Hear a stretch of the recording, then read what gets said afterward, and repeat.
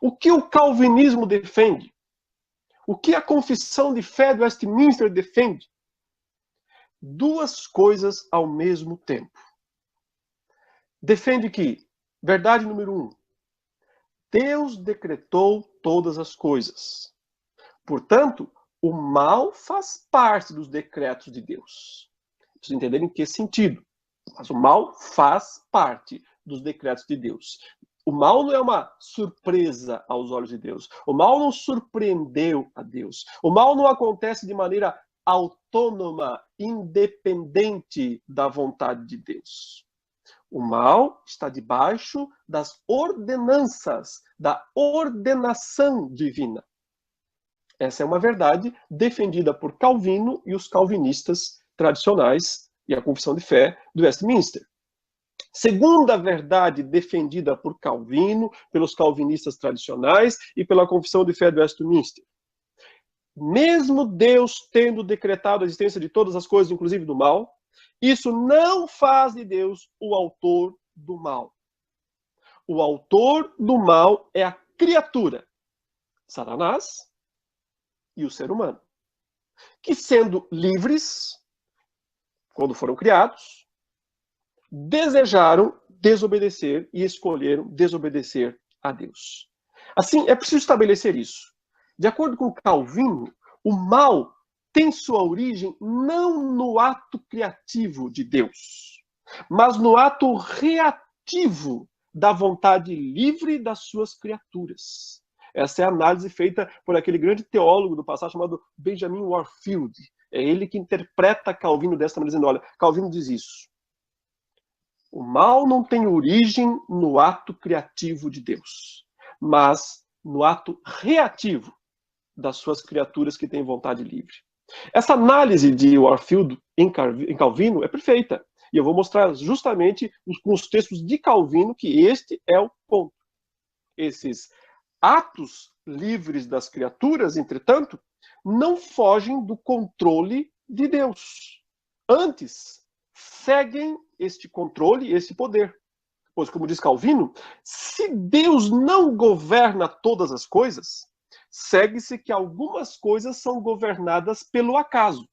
Então teríamos outro Deus, ou deusa, né? A fortuna, outro Deus, o acaso.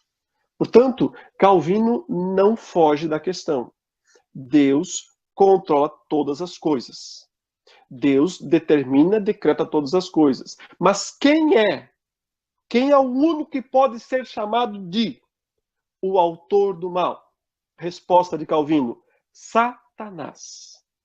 Ele escreve isso no seu mais famoso livro, As Institutas, né? No primeiro livro, no capítulo 14, parágrafo 15. Ele diz assim: ora, falando sobre Satanás, suma impiedade deve haver nesse espírito, que é Satanás, né? Suma impiedade deve haver nesse espírito que está feito a contrapor-se à glória de Deus e à salvação dos homens. João também dá a entender isso em sua epístola, quando escreve que ele peca desde o princípio, Satanás. Ele peca desde o princípio. Pois, na verdade, ele o entende, João o entende, Calvino está dizendo, ele o entende como sendo o autor, guia e arquiteto de todo mal e de toda iniquidade. Quem é o autor, guia e arquiteto de todo mal? Calvino diz: Satanás. Porém, Calvino não ignora que o diabo, como um anjo, foi criado por Deus.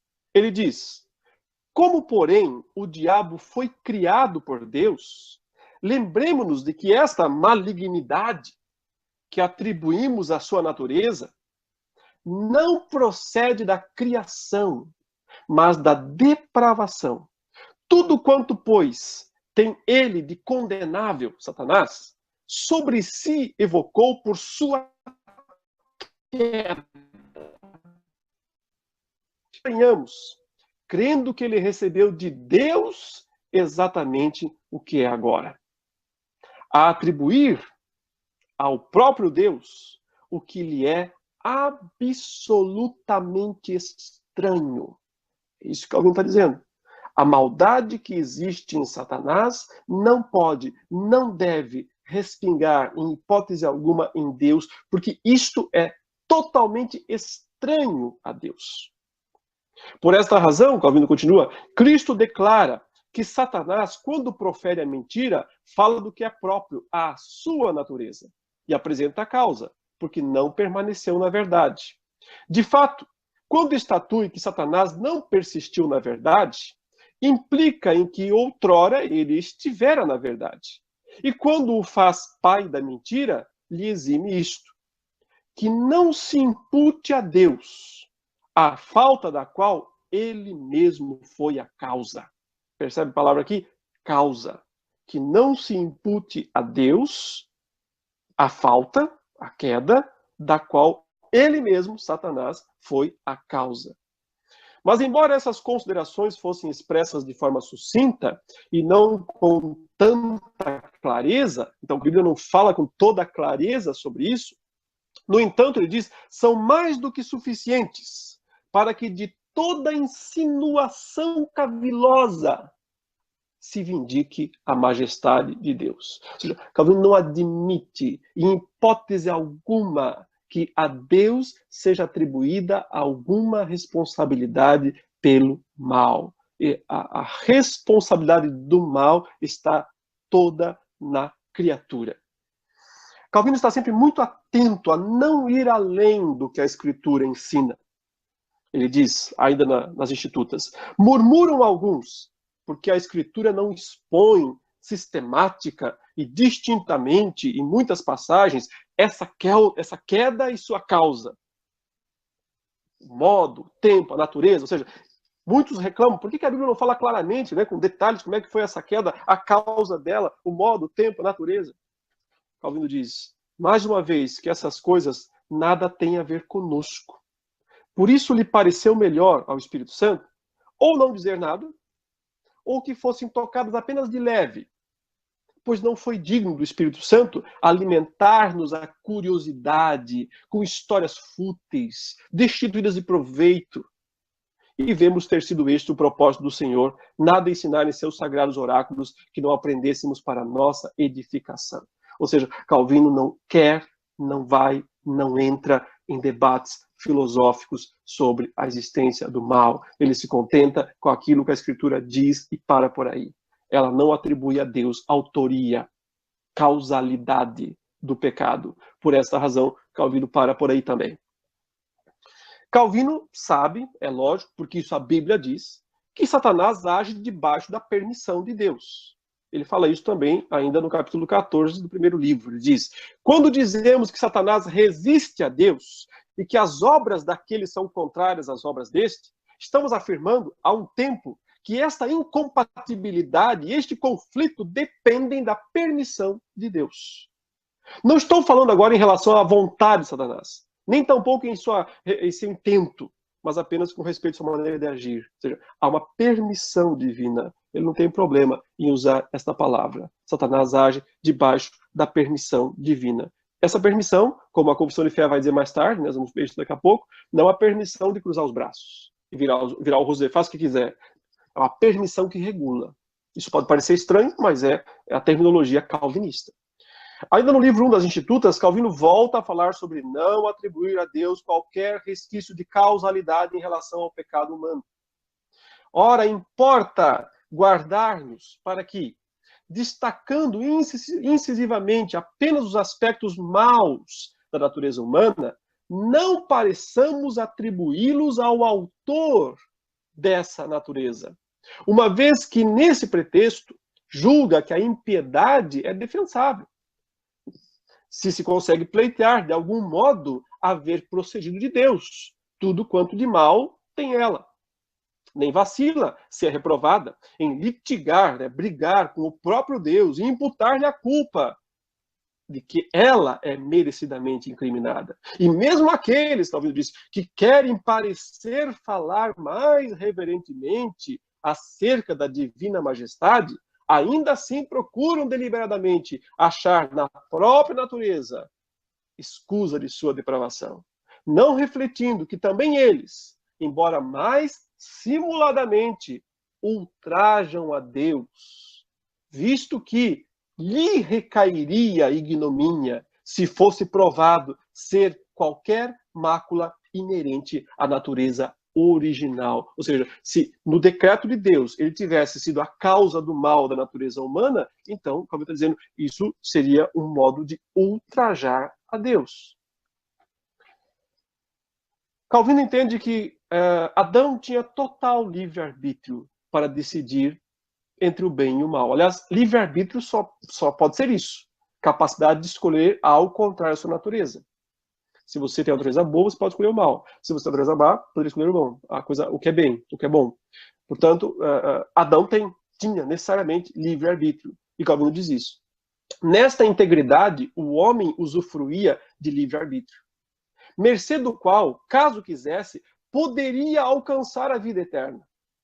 Ora, está fora de propósito, veja aqui o bom senso, o cuidado, como Calvino ele é temeroso ao tratar desses assuntos. Ele diz, ora, está fora de propósito introduzir aqui a questão da predestinação secreta de Deus. Percebe? Tem pessoas que não conseguem falar 4 palavras sem botar a predestinação no meio. Calvino está tratando aqui do livre-arbítrio, dizendo, Adão usufruía de livre-arbítrio, tinha capacidade de escolher e alcançar a vida eterna. Não vamos enfiar a predestinação no meio desse assunto. Não é aqui, não é a hora, não é o momento. Não explica, não ajuda a explicar. Predestinação tem que ser tratada no ambiente da salvação. É lá que ela faz pleno sentido. Ele continua. Então, não vamos tentar introduzir aqui a questão da predestinação secreta de Deus, uma vez que não está a tratar-se do que aconteceu ou não pôde acontecer, mas ao contrário, de qual foi a natureza do homem. Portanto, Adão podia manter-se, se o quisesse, visto que não caiu senão de sua própria vontade. Entretanto, já que sua perseverança era flexível, por isso veio tão facilmente a cair. Contudo, a escolha do bem e do mal lhe era livre. Não só isso, mas ainda a suma retidão havia em sua mente e em sua vontade, e todas as partes orgânicas estavam adequadamente ajustadas à sua obediência, até que, perdendo-se a si próprio, corrompeu todo o bem que nele havia. Não há mais livre-arbítrio depois disso, depois da queda. Mas antes da queda, Calvino diz, sim, havia, sim. Isso é bíblico.